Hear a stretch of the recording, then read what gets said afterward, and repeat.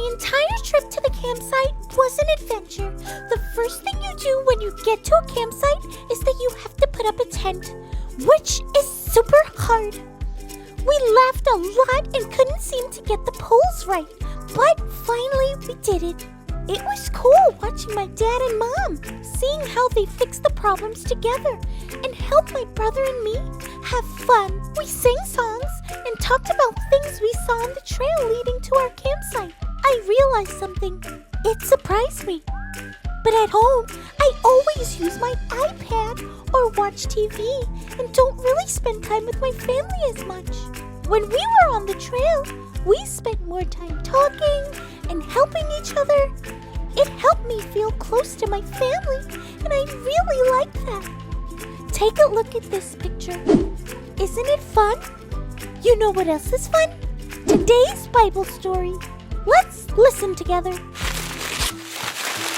It's time for our Bible story. Today we will learn another fun story about Jesus. So after Jesus rose up to life from the place where he was buried, he appeared to his disciples, his friends, who followed his teachings and loved him very much. They saw Jesus go through really painful things. They thought he was dead, but now he was standing right in front of them. At first they were afraid, but Jesus told them, "Don't be afraid," and soon they weren't afraid anymore. They started to believe that Jesus was alive again and in front of their very own eyes. And then he did something that made them extra sure. He showed them his hands. His hands had scars that proved it was him, the same Jesus that was on the cross just a few days before. When something happens to you, like skinning your knee, when you're playing outside, usually you can see where you were hurt while it's getting better. Jesus showed them the places in his hands that were on the cross, and the disciples were able to see where his wounds used to be. Jesus went through all of that because he loved the world and wanted to save us all. When they saw the scars on Jesus' hands, the disciples knew without a doubt that it was truly Jesus. He really did raise up back to life. And because of what they saw with their own eyes, they would have the courage to tell others what they saw.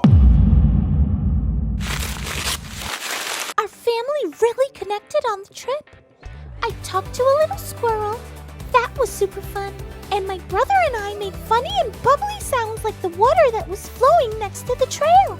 That Bible story was something great though, wasn't it? I imagined the disciples were on a journey too, kind of like my family. They had to hike through all sorts of things together. Jesus brought them all together and helped them to believe. And Jesus does that for us too.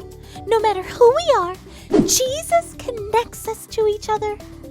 When we believe in Jesus, together we can do things we couldn't do by ourselves. Well, gotta run now. I'm still trying to catch up on the sleep that I missed while I was camping. Thanks for tuning in and growing with me.